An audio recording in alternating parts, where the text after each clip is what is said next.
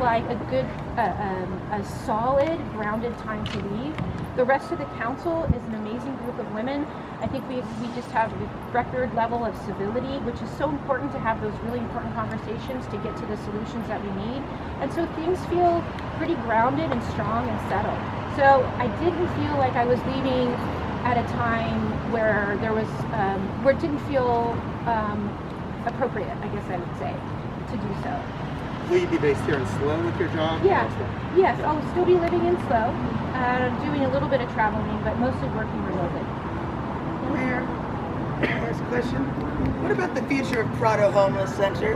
Do you have any thoughts on if it's going the way the donors and the homeless people and everyone needed to go, or does it need more improvement? I was out there myself.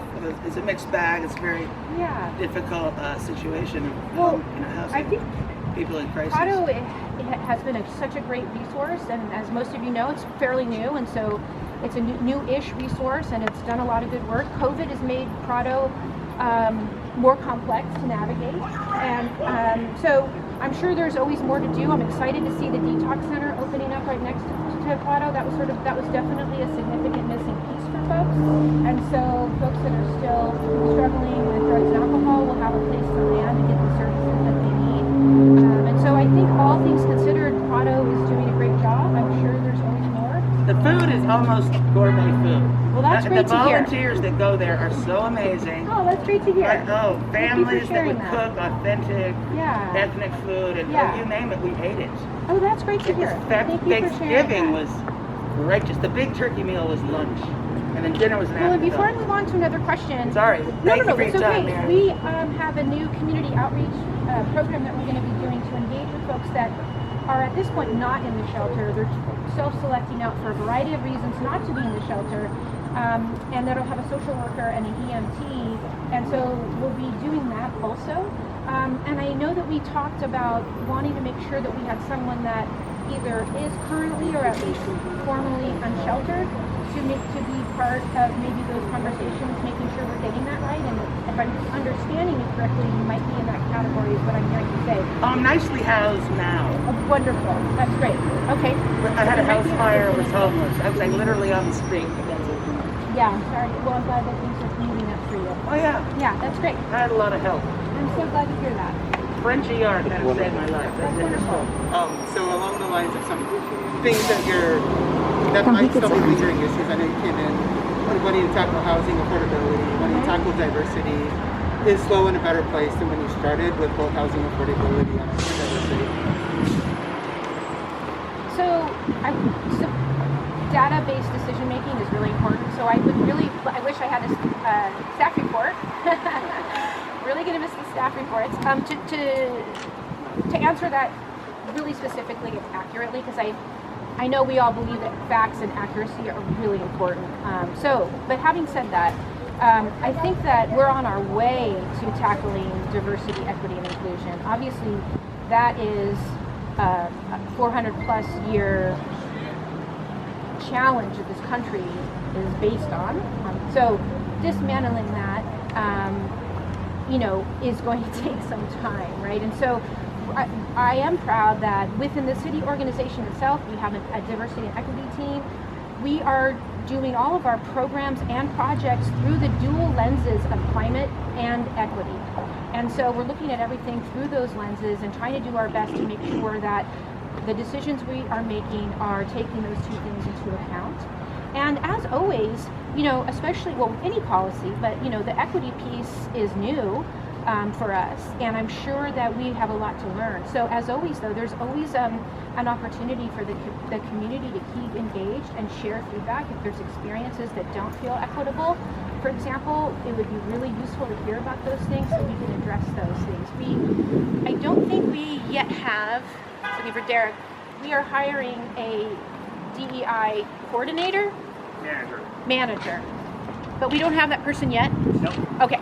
But that's also a brand new position, just like our homeless services coordinator is a brand new position also. So thank you to all of you for voting for Measure G that has created a pot of money. Yeah. Woo! I know. It's great. It's great because, I don't know how many people recognize this, but the city of San Luis Obispo doesn't get one single penny for homelessness. The county gets all of that money. And it puts us in a really hard position to try and solve these problems. So thank you for voting for Measure G, so we do have a pot of money to try and take more meaningful action, especially on the homelessness piece, which I know is top of mind for so many people. But yeah, we have new positions also really trying to create a community of care, essentially, in every way. The housing piece, you probably know, Nick, I'm not sure everybody else here knows, but the city of SLO has more affordable housing units in the city limits than the entire county combined, and we keep getting more affordable units. And when I say affordable in that context, that is for deed restricted, low, very low, and moderately income folks. What frustrates people, the thing I hear the most about, are for working folks that don't qualify for those programs, but also don't really have the funding to afford to live here otherwise. That is a piece that I think we're still trying to figure out. So have we created housing affordability? That's going to be a hard question to answer, and it's also so relative. Is SLO ever going to be, is anyone going to move to SLO because it's affordable? I think that's a question that's probably not going to get answered in the way we would like it to anytime soon. But can we make it more affordable? I think we are, and that's what we're striving for.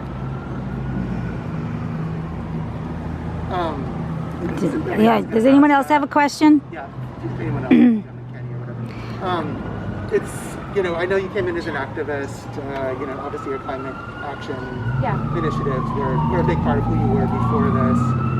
And you've been controversial as a mayor. What's it been like for you, just as, the target of criticism at times, the target of scrutiny? Again, we're hearing questions, about investigations and ties to cannabis, all that stuff. I know, obviously, you in particular have been a controversial mayor at times, and obviously, maybe partly because of the activism background. What do you have to say in terms of serving as mayor and that side of it? Well, it's interesting to be called controversial. And I think, people, especially women, in positions of power that have a thought and express it, are therefore then often considered to be controversial. And frankly, I just reject that completely. And if that's considered controversial, then I'm proud to be part of, opening that door for other women and girls and everyone else, and any female identified folks or any other marginalized folks that often don't get to take up space. Also, I don't ask for permission, and I think that's really important. I feel like I'm very respectful and loving, and I know my worth and I know my value, and I don't need, and neither does anybody else, right? So it's not about me specifically, but my deep value and philosophy is that we, and especially women and girls who have been taught this for millennia, should not have to ask for permission to take up space. And the fact that I refuse to do that